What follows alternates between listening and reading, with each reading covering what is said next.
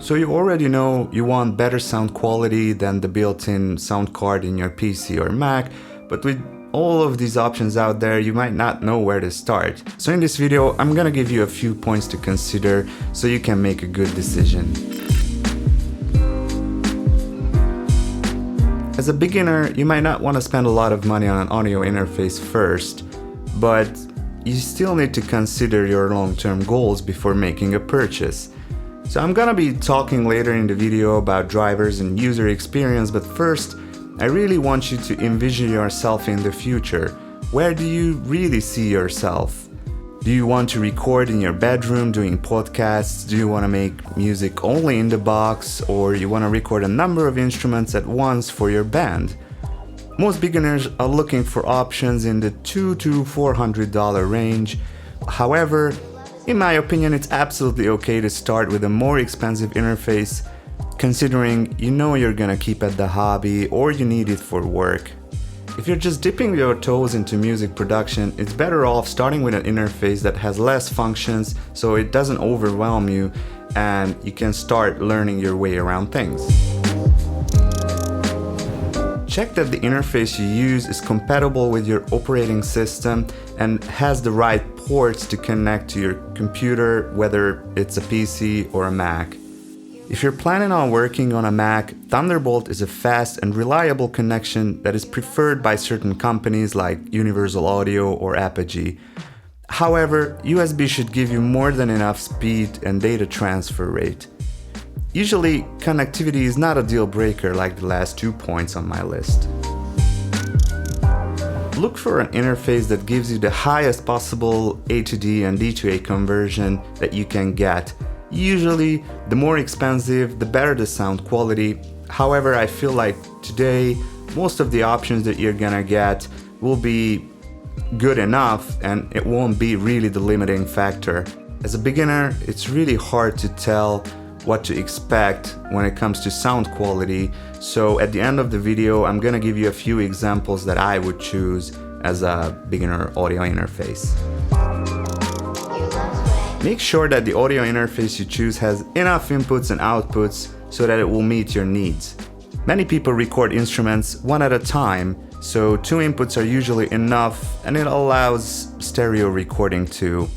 I would personally not advise anyone to buy an interface with only 1 input. If you're just planning to record guitar or vocals, a dual input interface will do the trick for you. If you're planning to record an entire band live or you want to have the option to record many inputs simultaneously, consider a multi-input interface with maybe 8 preamps or a smaller interface which can be extended through optical connection.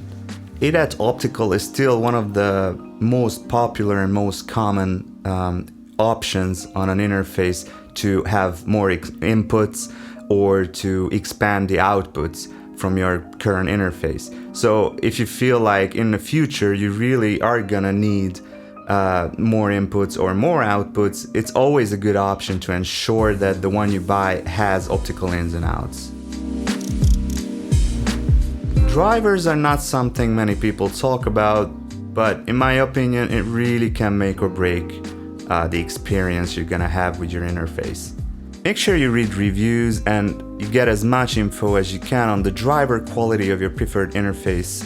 You need a stable driver that will not be in the way and will not crash in the middle of a session.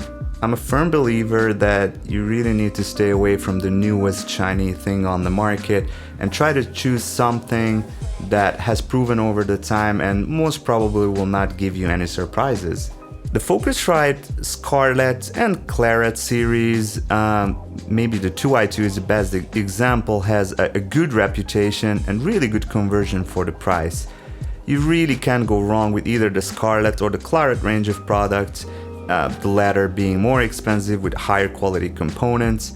However, if you see the newest Scarlett range, they are absolutely amazing when it comes to the price and quality ratio.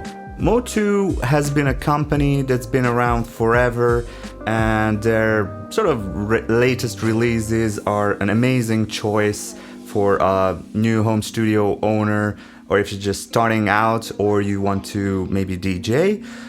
So for instance, the one that I'm holding here is the Motu M4, and as you can see, it has two inputs that you can use along with multiple outputs. I believe there are four independent outputs there, so you can DJ or use a secondary monitor, and it also has MIDI ins and outs.